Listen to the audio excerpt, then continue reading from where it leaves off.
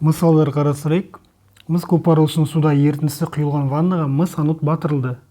Электролиз кезінде ток күші 2 ампер болса, анод 8 сағатта толық еріп кетеді.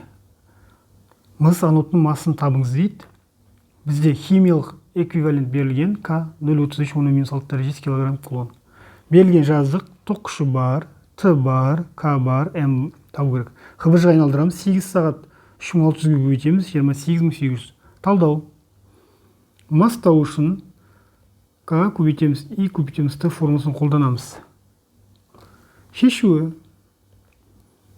К бізде 0,33 10 6, И деген 2, Т деген 28800. Тем болады. Калькулятор қолданамыз.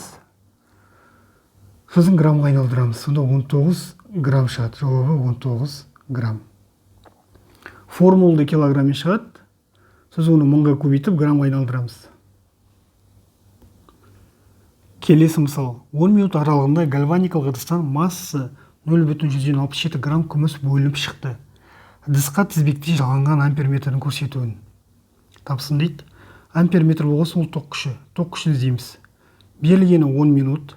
Масса 0,167 грамм. Химиялық эквивалент К-ны кестеден аламыз. 1,2, 112, 10 6 килограмм кулон. ХБЖ айналдырамыз.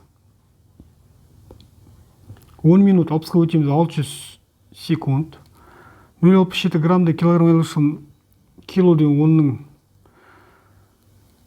граммды мыңға бөлеміз, 10-3 килограмм.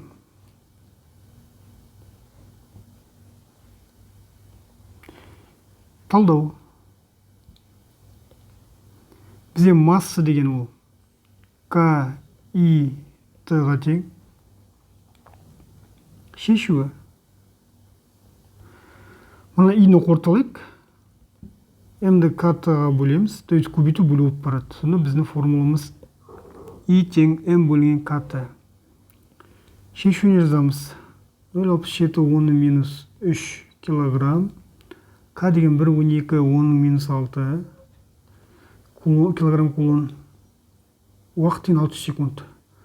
Калькулятордың көмегімен шығарамыз. Сонда жоқтағанда 1 ампер шығады. Жауабы 1 ампер. Келесі үшінші мысал. Балқытылған шикізат арқылы 700 ампер ток өткізгенде 3 валентті 2,34 килограмм алюминий өндіру үшін қажет уақыт. Бізде ток күші берілген 700, масса берілген 2,34, К-ны кестеден аламыз, алюминийнікін 0,93 10-6 килограмм кулон. Уақыт табу керек. Талдау. М деген бізде К, И, Т. Бұдан Т табамыз. Сонда Т деген М бөлу К, И. Осы формуланы қолданамыз.